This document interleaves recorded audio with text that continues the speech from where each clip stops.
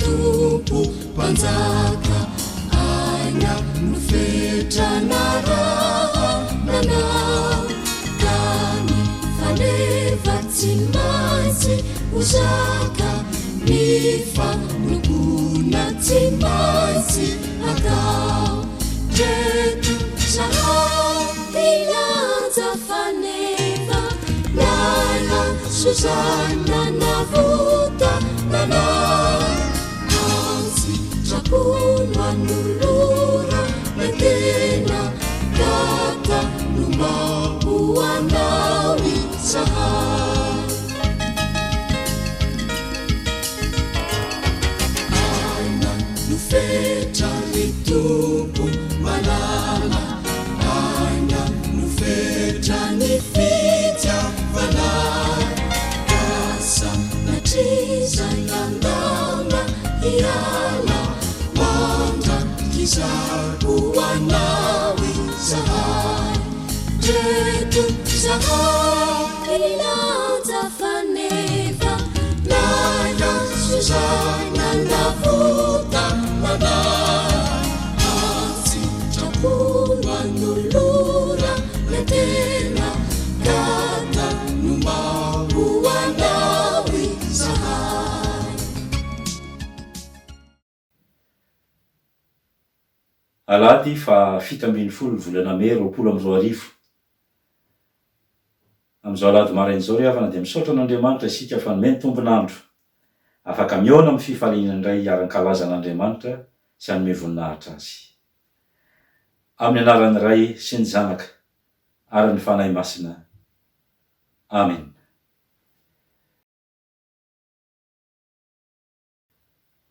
Ho an'izay rehetra malala an'Andriamanitra sady voantso ny masina. Ho aminareo rehetra ny ry havana ny fahasoavana sy ny fiadanana avy amin'Andriamanitra raintsika sy Jesosy Kristy tompontsika. Amen. Ny Salamo 140 ny andininy voalohany ka hatramin'ny andininy 7 ny rahantsika rehetra izao miombona ho fankalazana an'Andriamanitra amin'ny anaran'ny Tompo. Miobio an'Andriamanitra ary tany rehetra, mankalaza ny voninahitry ny anarany. Meo voninahitra izy ho fiterana azy. Lazao amin'Andriamanitra hoe endre mahatahotra ny asanao, ny fahalebiazan'ny herinao no ikoizan'ny fahavalonao anao. Ny tany rehetra iankohaka eo anatrehanao ka ankalazanao, eny ankalaza ny anaranao izy. Avika jereo ny asan'Andriamanitra, mahatahotra ny zavatra ataony amin'ny zanak'olombelona. Efa nampody ny ranomasina ho toy ny tany maina izy, nandeha tongotra ny taniony ny olona, taony ny falitsika tamin'Andriamanitra.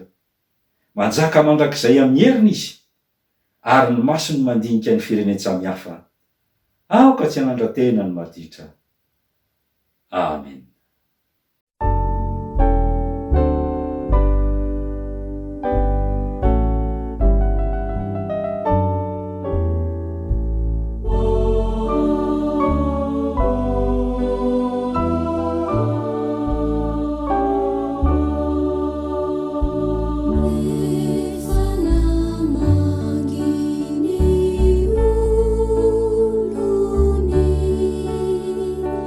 Jesus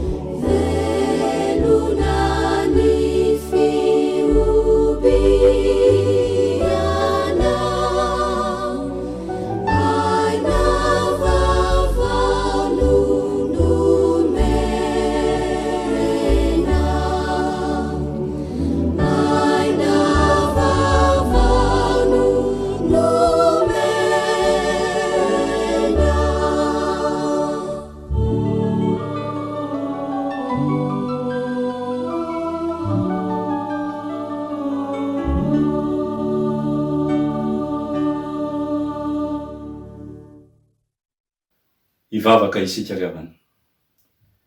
Andriamanitra rainay izay ny an-danitra mideranao sy mankalaza anao zahay. Fa Andriamanitra lehibe sady matahotra ianao, mahagaga ny asanao amin'ny fiainanay. Misaotra anao zahay fa afaka niatrika iny herinandro lasa iny teo ambany fahasoavanao. Misaotra anao satria niahy ny fiainanay rehetra ianao ka nanomboka indray nandray ny asany ny mpanomponao tsiraray avy. Ao koa nefa nanomboka nandamindamina ny amin'ny fidirana mianatra. Misaotra anao indrindra zahay Tompo, ny amin'ny tolotsaina endry menao anay tsiraray avy, isam-batan'olona isa-tokantrano. Misaotra anao zay satria Andriamanitra miahy ny fiainanay ianao. Misaotra anao koa zay Jesosy Kristy satria noho ny amin'ny famonjena ataonao dia patsiahivin'ny fanahinao masina ny tokony ombonanay aminao amin'izao andro voalohany amin'ny herinandro zao. Kindretsy rehetra ary mankalaza anao sy manome voninahitra anao satria Andriamanitra mpamonjy zao tontolo zao tokoa ianao. Misaotra anao koa zay fanahy masinao fa ianao le fanampanantenaina fa ho avy hampahery anay tsiraray avy. Ka engany e Tompo, amin'ny alalan'izao fampopavahany zao, no hanamasinanao anay sy hampaherezanao anay rehetra. Dia talio lalana ny tsiraray avy ary ho tafahoana aminao indray. Amin'ny anaran'i Jesosy Kristy anaovana rehetra izany vavaka izany.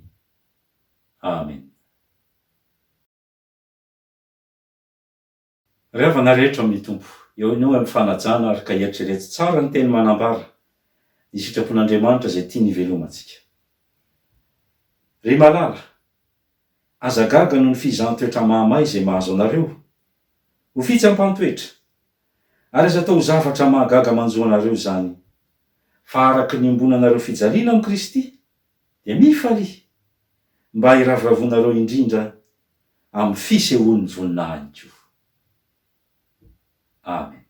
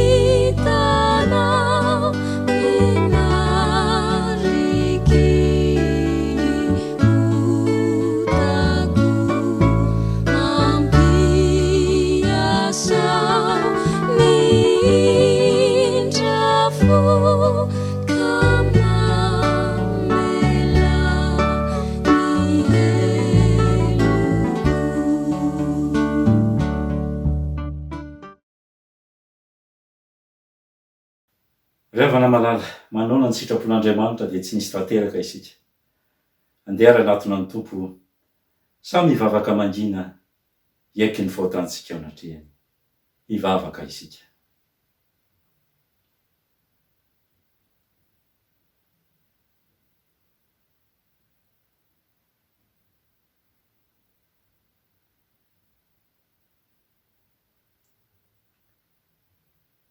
Manoloana izany sitraponao izany Tompo dia ndreto indray izay rehetra manatona anao amin'ny fanatretena.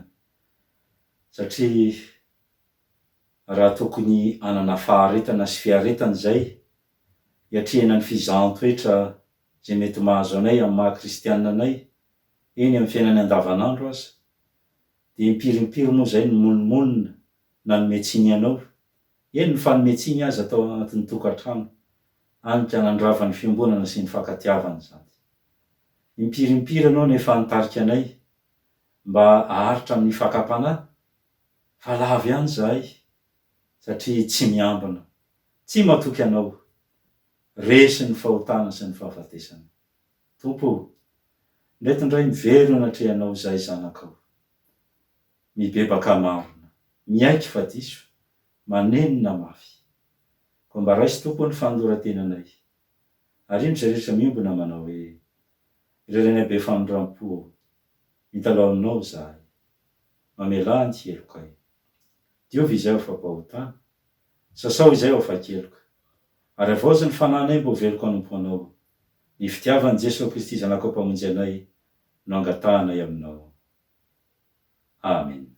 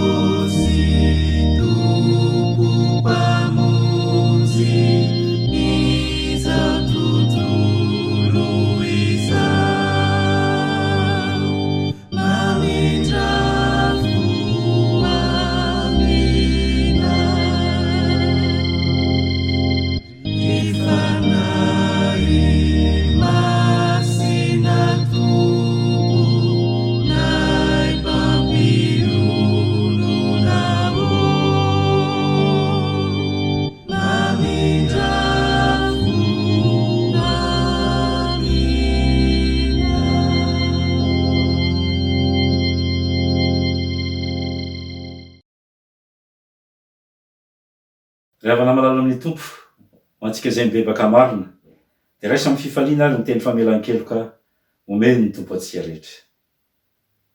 Raha meky ny fahotantsika isika, dia mahatoky somarina izy ka mamela ny fahotantsika sy manadio antsika ho afaka amin'ny tsy fahamarina rehetra. Voavela ny elokareo noho ny anaran'ny masina. Miderahany tompo. Fa toy izao no nitiavan'Andriamanitra izao tontolo izao. Nomeny ny zanan'ilay tokana mba tsy ho very izay rehetra mino azy, fa hanana fiainana mandrakizay. Amen.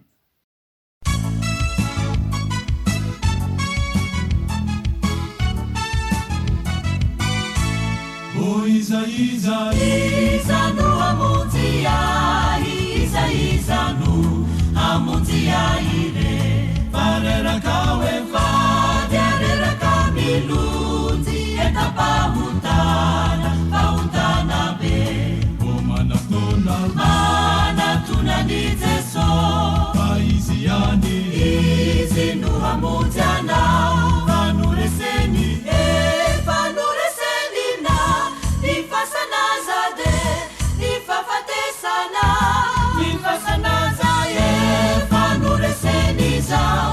Fafatesana, dai favalunao. Mifalia ianao, fa Jesu tumpunu, panabutana.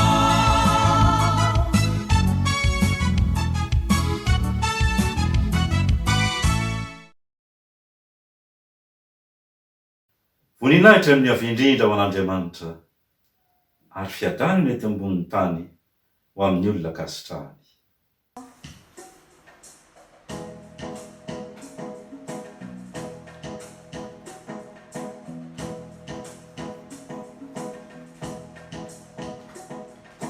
Jésus est le rocher de ma vie. Jésus est le rocher de ma vie.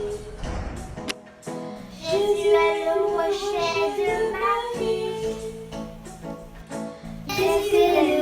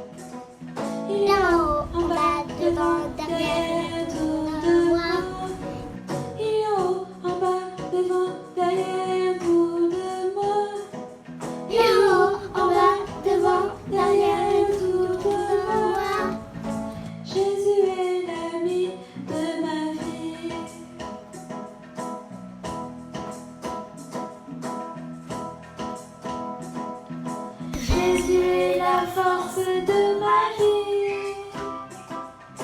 Jésus est la force de ma vie. Jésus est la force de ma vie. Jésus est la force de ma vie. Jésus est la force de ma vie. Jésus est la force de ma vie. Jésus est la force de ma vie. Jésus est la force de ma vie. Il est haut, en bas, devant, derrière et autour de moi. Il est haut, en bas, devant, derrière et autour de moi. Il est haut, en bas, devant, derrière et autour de moi. Jésus est la force de ma vie.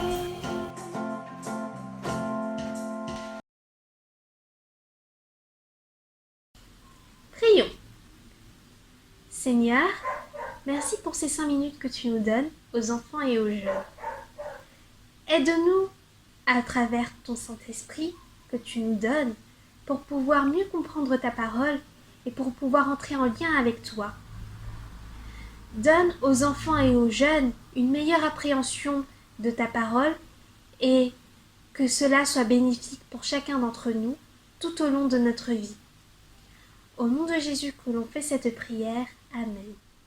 Chers enfants, chers jeunes, que la grâce de Dieu et l'amour de Jésus-Christ soient avec vous. Amen. Aujourd'hui, je souhaite vous faire partager 2 versets bibliques. L'une d'elles se trouve dans Marc, chapitre 1, verset 22, et se lit au nom de Jésus. Jésus leur dit alors, « Ayez foi en Dieu ». L'autre se trouve dans Jacques, chapitre 1, verset 23, qui se lit également au nom de Jésus. En effet, si quelqu'un écoute la parole et ne la met pas en pratique, il ressemble à un homme qui regarde son visage dans un miroir. Durant le confinement, la vie familiale était au centre de nos intérêts. En effet, nous avons profité de ce confinement pour nous rapprocher de nos proches, mais également de Dieu à travers la lecture de la Bible, la prière et la méditation des textes bibliques. Aujourd'hui, beaucoup ont repris le travail, d'autres reprendront l'école dès la semaine prochaine. Beaucoup ont déjà pensé à faire beaucoup de projets, comme sortir avec ses amis, aller à la plage. Mais avons-nous pensé à mettre Dieu au cœur de nos projets ? En effet, en tant que chrétiens, on oublie très souvent que c'est Dieu qui rythme notre vie et nous permet d'avancer. C'est ici l'objet de ces 5 minutes, agir en tant que chrétien.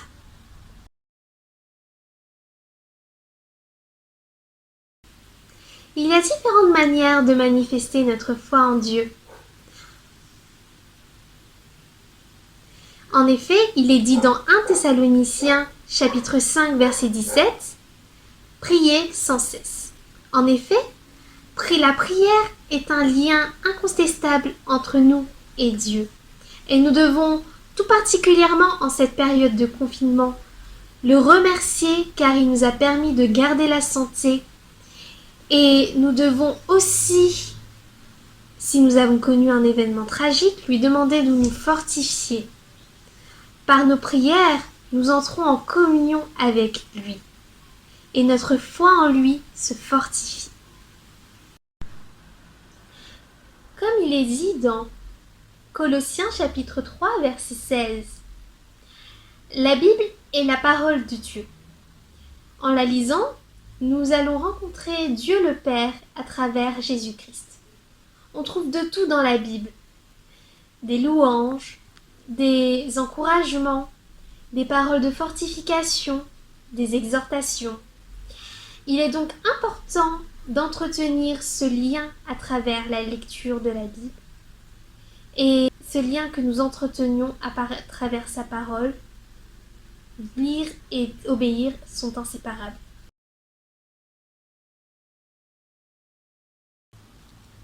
Comme il est dit dans Romains, chapitre 1, versets 16 et 17, nous devons affirmer notre foi chrétienne, c'est-à-dire ne pas avoir honte de dire que l'on est chrétien, mais aussi le montrer à travers nos comportements et nos attitudes. Notre foi pour Dieu se manifeste aussi dans nos relations avec les autres. Comme il est dit dans 1 Pierre chapitre 1 verset 22. Restons fraternels les uns les autres, bénissons les uns les autres par la prière, mais surtout soyons dans un esprit d'amour et de compréhension pour les autres. Il peut arriver que l'on ne soit pas d'accord avec les autres. Dans ce cas, acceptons de faire des concessions. Comme il est dit dans Matthieu chapitre 6 verset 2. L'humilité, c'est nous rendre compte que nous ne sommes rien face à notre Créateur. Nous devons garder un esprit humble et de sagesse face à nos confrères. Être humble, c'est reconnaître que nous sommes l'œuvre de l'amour de Dieu et l'accueil de l'Évangile. Pour conclure, nous ne sommes pas des chrétiens parfaits. Nous devons toujours nous remettre à la grâce de Jésus-Christ, car il est le seul à pouvoir nous donner une dignité face à Dieu et à être enfin enfants de Dieu. Laissons le Saint-Esprit agir sur nous pour nous permettre de devenir un chrétien modèle. Faisons toutes ces choses avec notre cœur, toutes nos actions, nous devons le faire avec foi, avec notre cœur pour Dieu. À Dieu seul soit la gloire. Amen. Prions. Seigneur, merci pour ces 5 minutes que tu nous as accordées, aux enfants et aux jeunes. Aide-nous à être des chrétiens modèles, à lire la Bible quotidiennement, à prier et surtout à témoigner de notre foi. Seigneur, nous te demandons ton Saint-Esprit dans notre vie de tous les jours pour pouvoir avoir un esprit d'humilité, mais surtout d'amour, de compréhension, de compassion et surtout de fraternité avec les autres. Au nom de Jésus que l'on fait cette prière. Amen.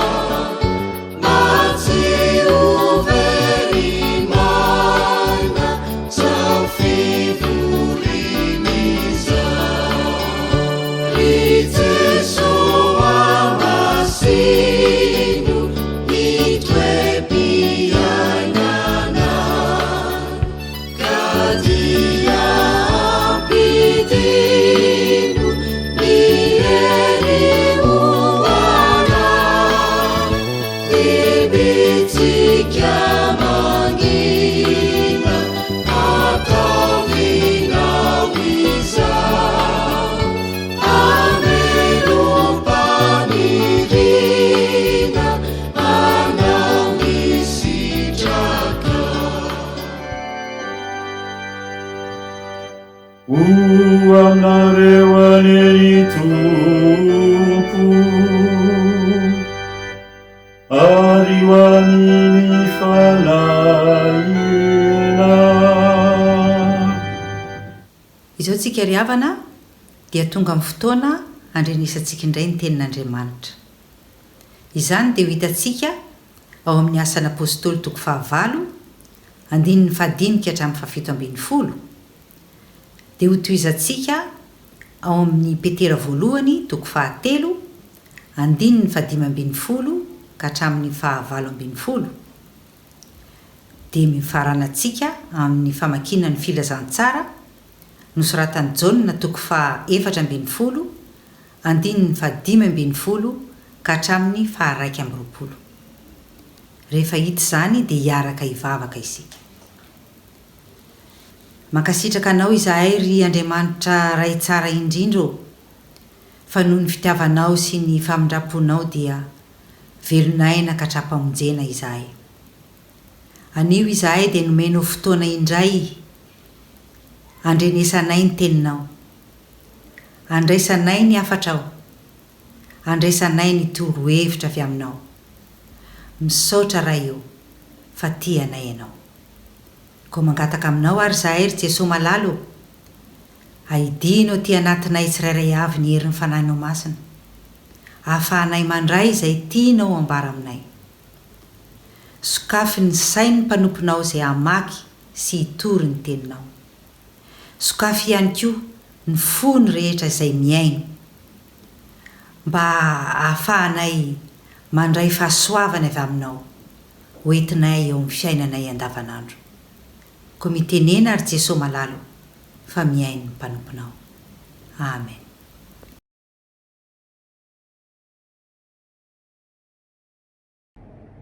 Amin'ny anaran'ny Tompo.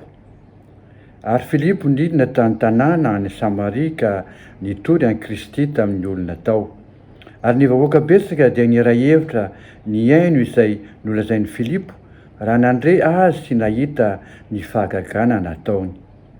Fa ny fanahy maloto niantso tamin'ny feo mahery dia nivoaka tamin'ny maro izay nanana azy, ary maro ny marary ny paralysisa sy ny mandringa noho ny sitranony.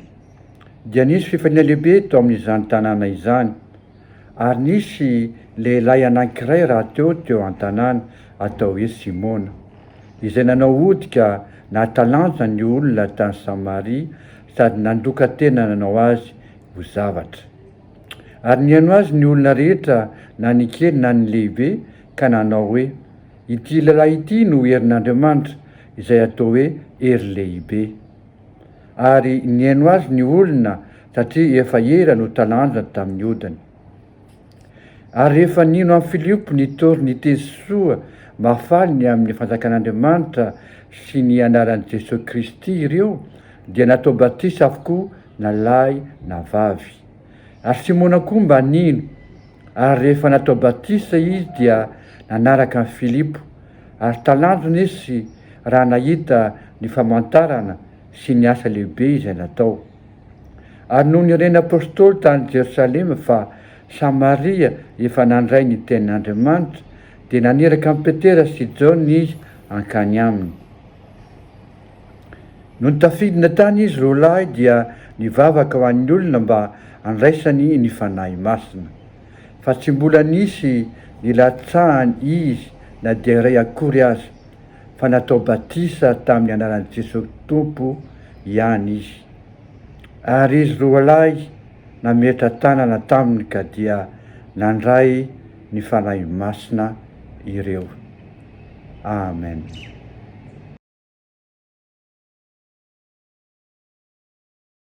Amin'ny anaran'ny Tompo. Isaorina ny Andriamanitra, Rain'i Jesosy Kristy Tompontsika, izay niteraka antsika indray araka ny habeny famindram-pony ho amin'ny fanantenana velona tamin'ny itsanganan'i Jesosy Kristy tamin'ny maty, ho amin'ny lova tsy mety simba, tsy misy loto, tsy mety levona, voatahirany an-danitra ho anareo, izay iarovany herin'Andriamanitra amin'ny finoana ho amin'ny famonjena efa vonona aseho any amparany. Izany ny ravoravonareo na dia ampalahelovina vetivety ankehitriny amin'ny fakampanahy maro samihafa aza ianareo raha tsy maintsy hisy izany. Mba ho hita ho fiderana sy voninahitra ary fankalazana ny fizahan-toetra ny finoanareo, izay tsara lavitra noho ny volamena mety ho simba na dia voazahan-toetra amin'ny afo aza, dia amin'ny sehoan'i Jesosy Kristy, izay na dia tsy mbola hitanareo aza dia tianareo, ary na dia tsy hitanareo ankehitriny aza anefa satria inonareo dia iravoravonareo amin'ny fifaliana tsy azo tononona sady be voninahitra, mandray ny antony finoanareo dia ny famonjena ny fanahy. Amen.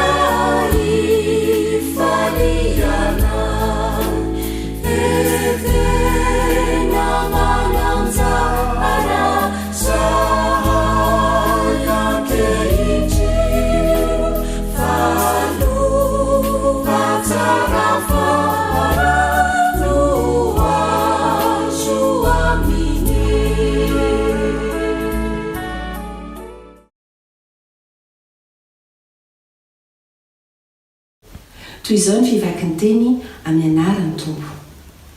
Raha tiay ianareo dia hitandrina ny didiko, ary izao mangataka amin'ny iray, ary izy anome anareo mpananatra hafa mba hoe aminareo mandraka izay. Dia ny fanahin'ny fahamarinana izay tsy azon'izao tontolo izao raisina satria tsy hitany na fantany, fa ianareo ny mahafantatra azy satria mitoetra eo aminareo izy ary ao anatinareo. Tsy amelanareo kambotsy aho, akaty aminareo aho. Vetivety foana dia tsy ahita intsony izao tontolo izao, fa ianareo no ahita, satria velona aho dia ho velona koa ianareo. Amin'izany andro izany dia ho fantatrareo fa izaho ao amin'ny iraiko, ary anareo ato amiko, ary izaho ao aminareo. Izay manana ny didiko ka mitandrina izany, dia izy no tiay, ary izay tiay no tiany iraiko, ary izaho ho tia azy ka izy eo aminy. Amen.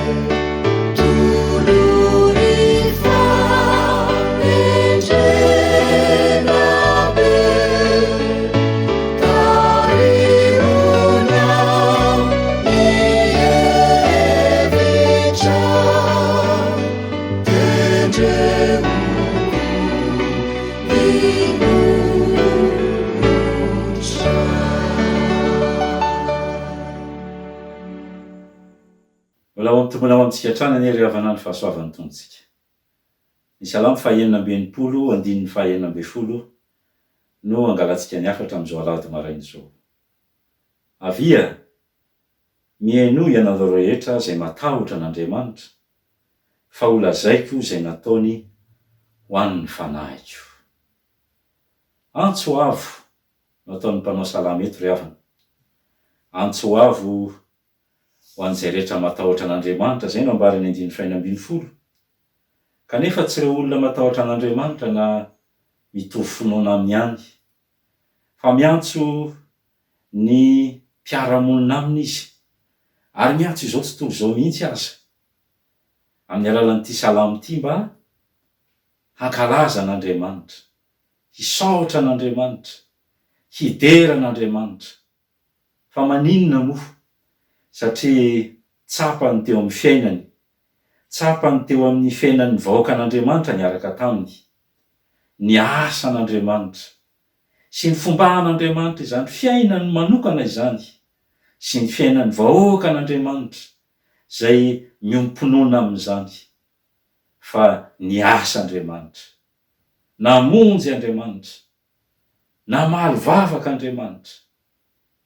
Ary de tantsainy mpanao salamo ato amin'ity salamo 190 ity zany, tatsika anisan'ny teny malaza amin'ny 17 hatramin'ny 120 zay votoatiny le asa nataon'Andriamanitra, manao hoe misaoran'Andriamanitsika ry firenena ary asandrato ny fifiderana azy zay mampitoetra ny fanahintsika amin'ny fiainana, ka tsy mamela ny tompontsika angozozo, fa efa nizato anay ianao Andriamanitra, efa nanadio anay ianao tahaka ny fanadio volafotsy amin'ny memy, efa nampiditra anay tamin'ny fandrika ianao, efa nanisy tamavesatra teo ambalanay ianao, efa nampandeha ny olona nitsaka ny lohanay ianao, nandeha namaky ny afo sy ny rano zay, fa nitondra anay nivoaka ho amin'ny fitahiana mahatretrika ianao. Ravana malala zay azontsika sotomina ao anatin'izao salamo zao, ary mifandraika amin'ny 9 soratra masina ndraisika teo, de zao hoe hiran'ny fandresena na hiran'ny mpandresy. Zany no vetesina ato anatin'ity salamo ity, olona mahatsiaro fa nahazo fandresena noho ny amin'izy, noho ny amin'ilay Andriamanitra, noho ny amin'ilay tompo sy mpanjaka zay niany fiainan'izy ireo, ka na de nandalo zavatsarotra sy mafy, na de nandalo loza be sy zavatra manahirana maro samihafa aza, de indro ankehitriny fa mahatsapa ao anatiny mihitsy ny mpanao salamo ka miteny manao hoe fa olazaiko zay nataony ho an'ny fanahiko.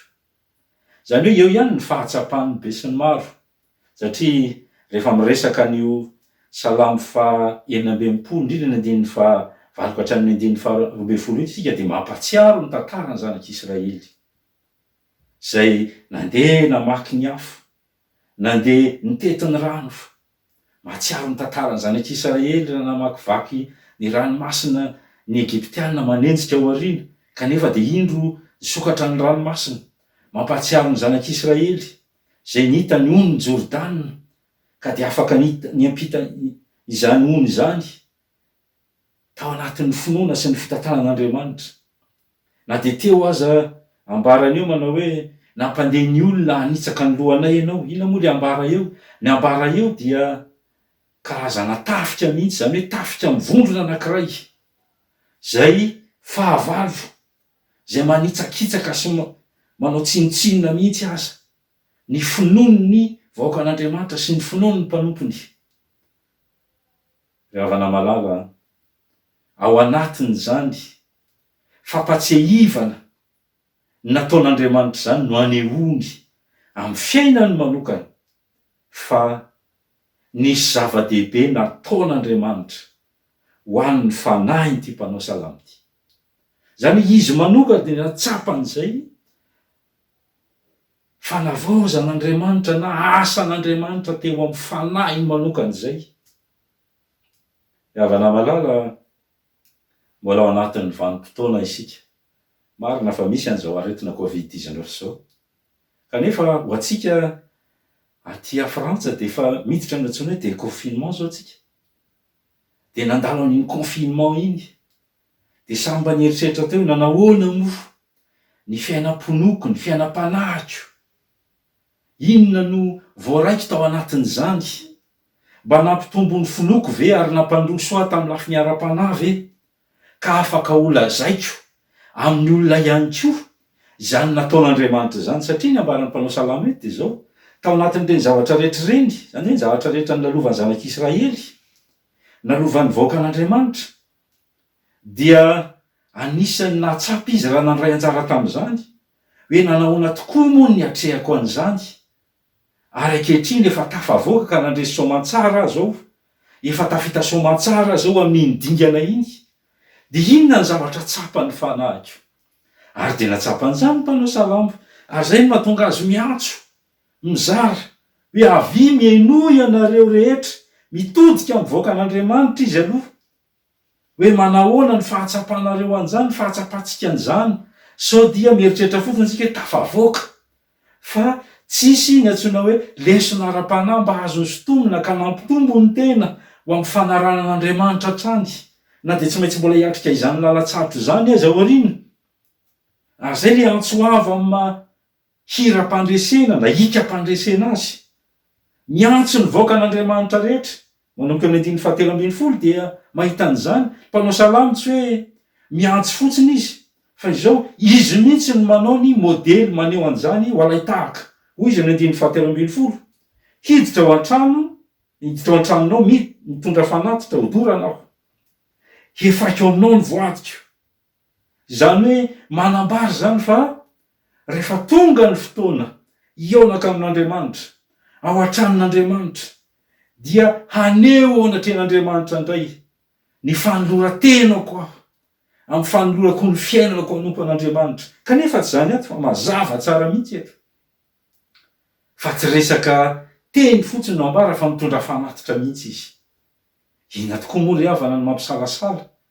Raha tafavoaka soamantsara amin'izao isika mahatsiaro fa salama.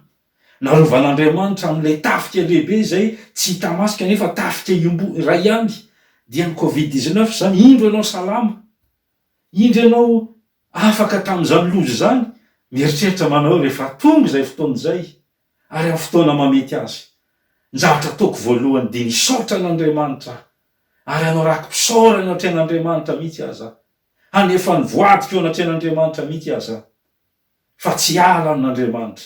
Inona tokoa manaraka amin'izany raha izany ny modely aseho anatren'izao tontolo izao, fa izany tokoa ny fahatsapana ity fitahian'Andriamanitra sy fahasoavan'Andriamanitra ity. Namaly vavaka azy Andriamanitra, ary zay nambary amin'ny 1:7 sy manaraka ery manao hoe izy no natsoiny vavako ary ny fanandratana azy ny teo ambany lelako. Raha nakasitraka ho tatampam-poko aho dia tsy mba hiaino ny tompo, kanefa efa niaino tokoa Andriamanitra, efa niaino ny feon'ny fivavako izy. Isaorana ny Andriamanitra zay tsy nandalo ny fivavako na nanaisotra ny famindram-pony tamiko. Valim-bavaka zany, napetrany teo amin'ny tompo ny fiainany, na dia nandalo zavatsarotra mafy dia mafy azy izy, na dia nandalo reo atao hoe zava-doza zay afaka mba nihodovirana azy izy, dia nahazo valim-bavaka izy, nandresy izy, ary zany fandreseny zany dia nola i Andriamanitra miasa. Zay ny ambarany amin'ny 5 ery. Avy ka jereo ny asan'Andriamanitra, mahatahotra ny zavatra ataony amin'ny zanak'olombelona. Efa nampody ny ranomasina ho tany maina izy, nandeha tongotra nitaniony ny olona, tao ny falitsika tamin'Andriamanitra, manjaka mandrakizay amin'ny heriny izy, ary ny masiny mandinika ny firenena samihafa aoka tsy hanandra-tena ny maditra. Tandrisay ny asan'Andriamanitra teo amin'ny fiainany, ary zay ny asan'Andriamanitra teo amin'ny fiainany izany no indro-tsapany manokana ary tomany olona ihany koa mba hanatona an'Andriamanitra, mitaona ny olona mba hanamafy ny finoany, mitaona ny olona mba hanaraka nyity Andriamanitra zay efa nanao ny asa mahagaga teo amin'ny fiainany ity. Ravana malala, tsy tamin'izao atao hoe confinement zao ihany na zao aretin' zao ihany akory no azonao hitantarana ny asan'Andriamanitra teo amin'ny fiainanao. Ary zay no mahatonga ny mpanao salamo mampatsiaro tantara toy ny tantaran'ny zanak'Israely tany Egypta, zay navotan'Andriamanitra teo ambany vahoan'ny Farao sy ny fanadevozana, nandeha namaky ny efitra, nandeha namaky ny rano, nitondra azo amin'ny fitahiana matretrika Andriamanitra. Fa ianao koa dia tokony hatsiaran'izay efa nitondran'Andriamanitra anao, hoe nanahoana moa zany nitondran'Andriamanitra anao zany tamin'ny ianao ilay marary tamin'ny taona itsy zay mety tsy tadidinao akory ary ilay taona, hoe oviana tokoa moa iny, fa toy ny taon-tasa tsy tsaroana isika malagasy zay. Ny fahatserovanao ny tantaranao, mety nandalo opération mafy dia mafy ianao, mety efa tena dans le coma mihitsy aza, fa indro ianao velonay natrapamonjena. Ianao dia afaka mitantara manao hoe izay nataony ny tompo ho an'ny fanahiko dia zaraiko aminareo koa mandraka ankehitriny. Havana malalo amin'ny tompo. Tena zava-dehibe mihitsy a. Ity antso ataon'ny mpanao salamo ity manan-javatra be dehibe ho zaraina mahakasika izay nataon'Andriamanitra ho amin'ny fanahintsika isika. Mahakasika izay nataon'Andriamanitra tamin'ny fiainantsika. Inona no azonao zaraina mba hampaherezana ny namanao? Inona no azonao zaraina mba hahatonga ny namanao handroso amin'ny finoana ka na ireo izay mety misalasala sy tsy mino azy eritreritra manao hoe aizany tokoa moa zany io Andriamanitra ivavahanareo io. Ry havana malala, ny mpandinika soratra masina sasany dia milaza fa na ny olona tsy mino indrindra aza, zany hoe ireo olona ate, rehefa tonga ny fotoana anankiray dia mahateny ihany manao hoe fa inona ary no nataoko taminy.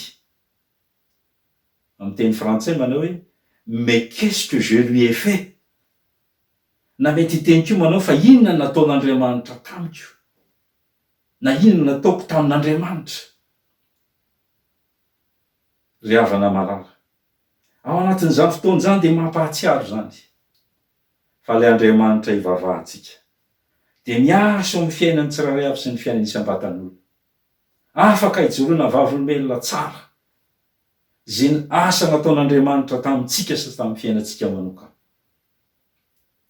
Ary zany ry havana ny fampizaran'ny mpanao salamo eto ka itenenany manao hoe avy mino ianareo rehetra izay matahotra an'Andriamanitra fa ho lazaiko izay nataony ho an'ny fanahiko. Andriamanitra tsy namela azy ho faty. Andriamanitra tsy namela azy ho tradoza. Andriamanitra tsy namela azy ho rery. Fa indro nitondra azy ho amin'ny fandresena. Le Andriamanitra dia tsapany fa tsy nanao raty azy mihitsy, na dia navelan'Andriamanitra handalo fizahan-toetra azy izy, na dia navelan'Andriamanitra handalo fitsapana maro samihafa azy izy ka nitenenan'ny mpanao salamo manao hoe efa nampiditra anay tamin'ny fandrika ianao. Inona le fandrika resahana eo tena?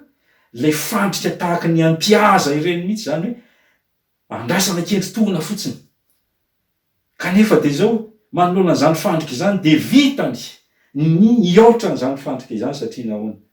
Mahatoky an'Andriamanitra izy. Fa ninona ho atrehany eo aloha, ninona fandrimpandrika samihafa, ninona mety sakatsakana samihafa ho atrehany eo amin'ny fanarahan'ny tompo. Andriamanitra dia miasa miaro ny mpanompony, manome fandresena ho an'ny mpanompo.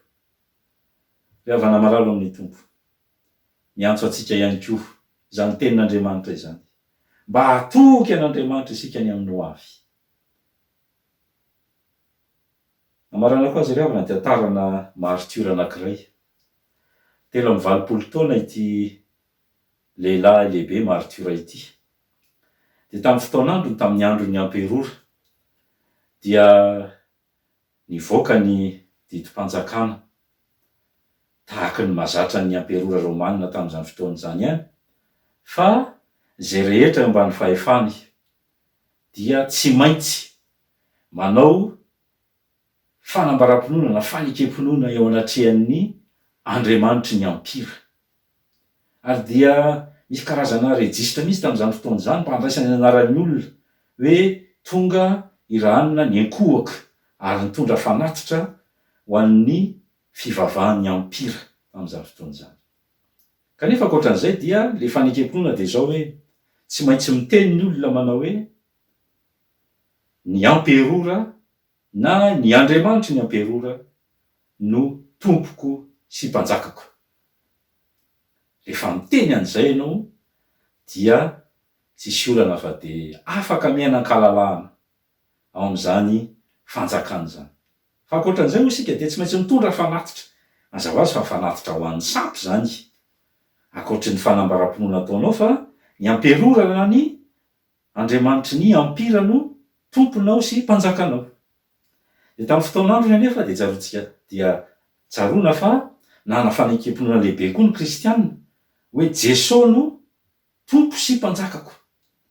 Ary dia miverberina ao anatin'ny famahan'ny kristiana zany ary nivelomany nambarana pahabe maso aza. Efa tonga teo amin'ny toron'ity lehilahy lehibe valopolo taona ity dia na dinina izy. Hoana ray aman-dreny, ianao ve manaiky ny amperora sy ny Andriamanitry ny ampira ho tomponao sy mpanjakanao? Namaly le lehilahy lehibe. Jesosy no tompoko sy Andriamanitra. Namerina ihany ny fanontaniana. Ianao ve manaiky ny amperora sy ny Andriamanitry ny ampira ho tompo sy mpanjaka?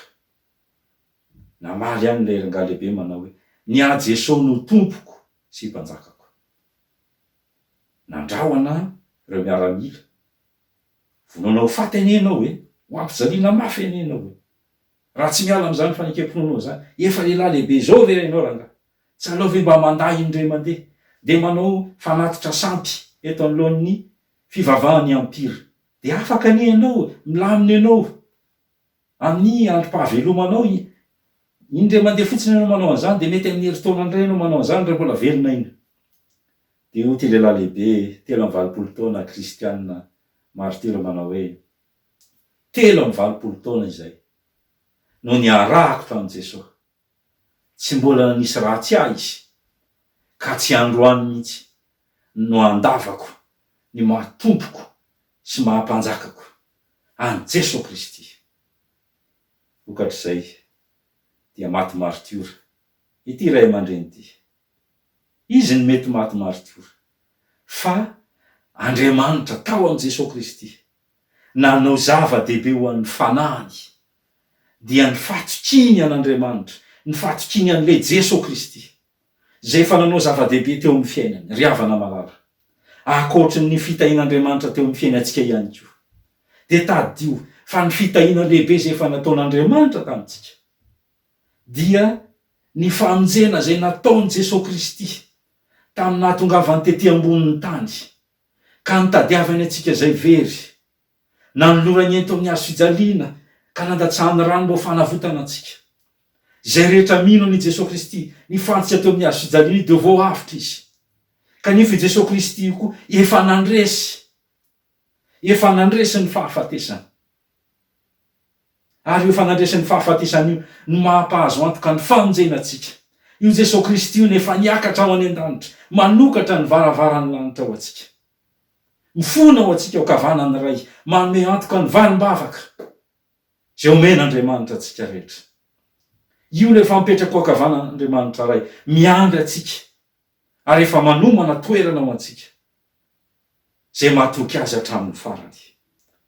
Ry havana malala, hira ny fandresena ity salamo ity, hira ny mpandresy ity salamo ity. Nisy zavatra lehibe nataon'Andriamanitra tamin'ny fanahintsika. Zara ho amin'ny manodidina anao zany zava-dehibe nataon'Andriamanitra ho amin'ny fanahinao zany. Ny fanahinao, ny tenanao de efa navotan'Andriamanitra tao amin'ny Jesosy Kristy. Efa avotra rehefa voavonjy isika no ny amin'ilay famonjena nataon'i Jesosy Kristy. Kanefa tsy izany ihany, fa ny fiainanao andavanandro koa de efa nasehon'Andriamanitra. Fa tsy ny fiainam-panahinao ihany no jereny, fa ny fiainanao ara-nofo aza. Porofony zany omen'Andriamanitra fahasalamany. Porofony zany mbola velonaina ianao, na mety mandalo anatin'ny lalan-tsahatra zay kehitriny. Indro ianao mbola afaka miaino, indro ianao mbola afaka manandratra fiderana mankalaza an'Andriamanitra, na de mety ao anatin'le fizahan-toetra ambaran'ny mpanao salama eto aza. Havana malala amin'ny tompo. Mpandresy isika noho ny amin'ilay Jesosy Kristy zay efa nandresy ny fahafatesana. Mpandresy ianao noho ny amin'ilay Andriamanitra zay manao asa mahagaga eo amin'ny fiainanao. Mpandresy ianao satria nahoana? Ianao matoky an'Andriamanitra zay efa namonjy anao, mamonjy anao, ary mbola hamonjy anao aminao avy. An'Andriamanitra ny voninahitra ho antsika rehetra ny fiadanany. Ho aminareo ny fahasoavan'i Jesosy Kristy Tompo, ny fitiavan'Andriamanitra ray, ary ny firaisana amin'ny fanahy masina. Amen.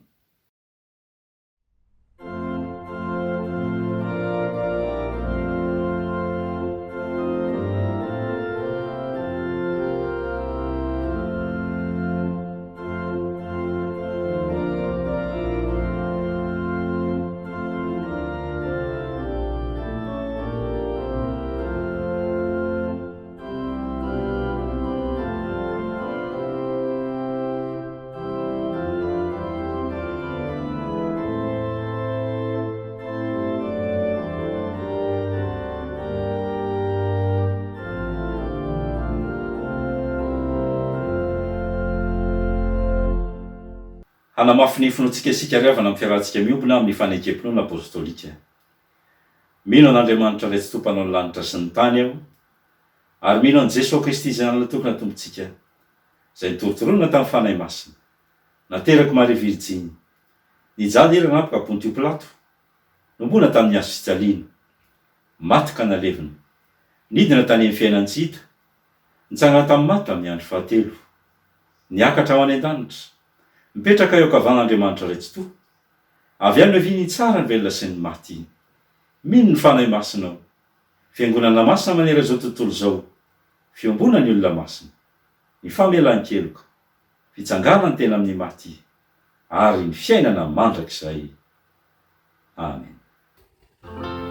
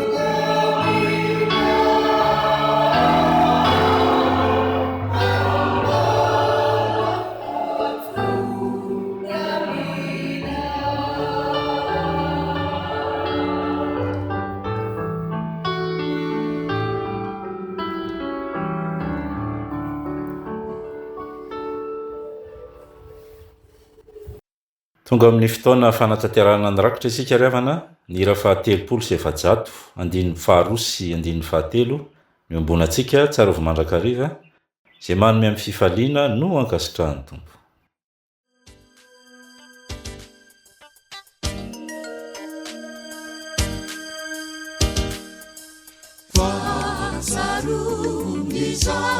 Nisakyo mandramaki utadidikyo ninanavutana miyakyo laifana isarubidikyo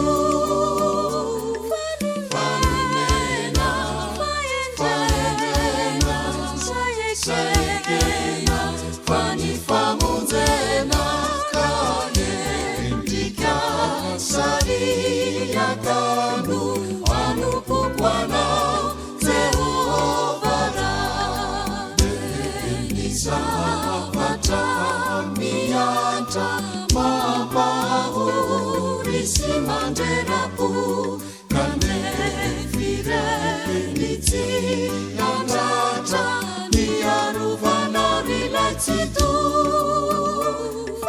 fanifoni tenaponi timakivy timbatachintsuni kaendrika sariyakanu anupukwana Jehovara ritumpuni arenao fanatitrancitrapu atulutrayanawiza barai sukataiuna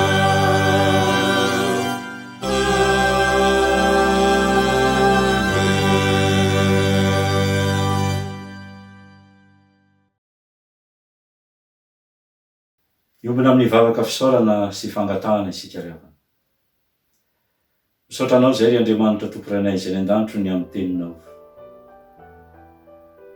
Hikam-pandresena sy ira-pandresena tokoa ny vetesinay ankehitriny satria tsapanay ny asa mahagaga nataonao tamin'ny fiainanay manokana, ny fiainatokantrano, ny fiainan'ny firenena misy anay, ny fiainan'izao tontolo izao.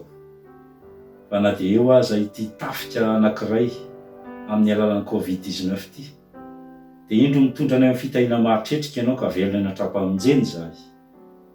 Misaotranao Tompo fa ny tombon'andro omenao dia fandresenao anay, mbola andrenesana ny filazantsara dia fandresenao anay.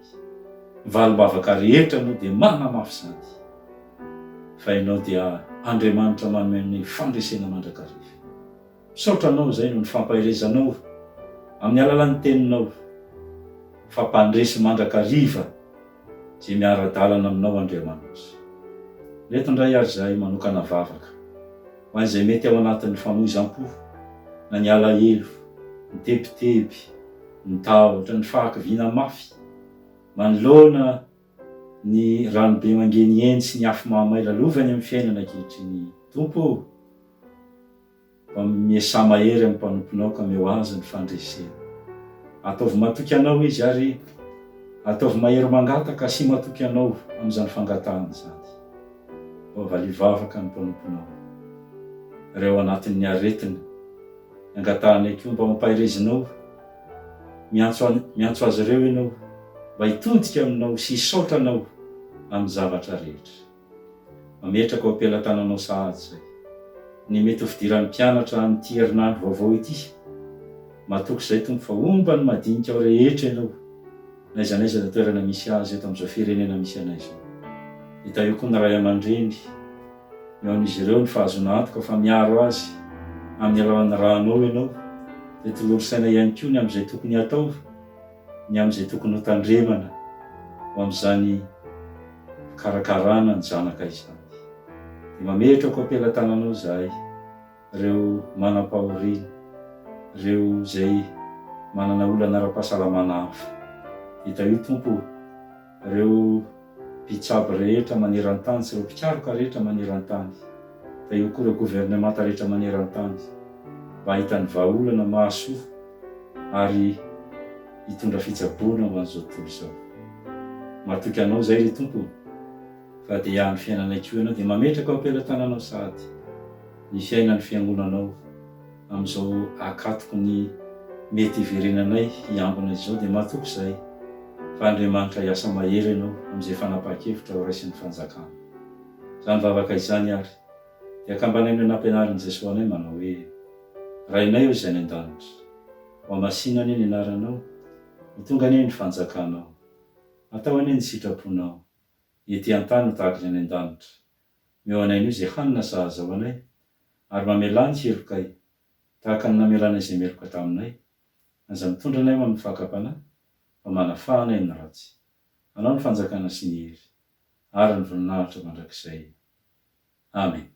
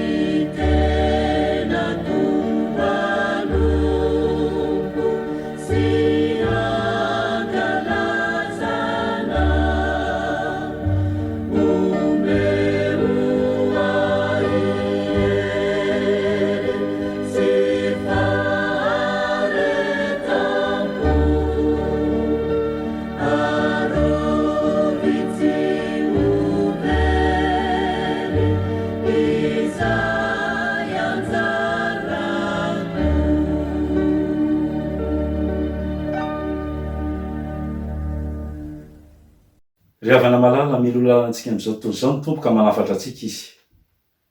Hoy ny tompo, aza matahotra ianao fa efa nanavitra anao aho. Efa niantso ianaranao aho. Ay ianao. Raha mita ny rano ianao dia ombanao aho. Ary raha mita ny ony ianao dia tsy hanafitra anao izy. Raha mandeha mamaky ny hafa ianao dia tsy ho may. Ary tsy rehitra aminao ny lelafo. Fa izao ny Jehovah Andriamanitra ao, dia ny iray masiny Israely mpamonjy anao. Amen. Aminareo any Tompo, ary ho an'ny fanahina. Hitay anareo any Tompo, ka hiaro anareo. Ampamirapiratra ny tavany aminareo any Tompo, ka hiatra anareo. Anandratra ny tavany aminareo any Tompo, ka hanome anareo fiadanana.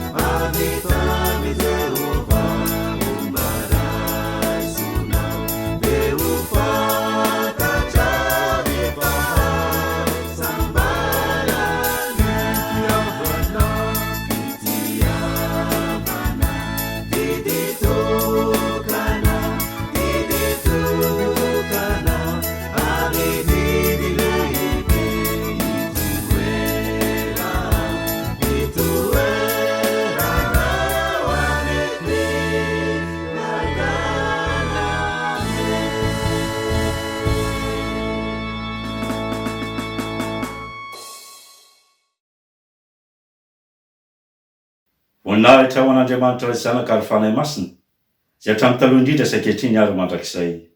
Amen. Mandehana amin'ny fifaliana ka manompo ny tompo. Isaorana ny Andriamanitra. Amen.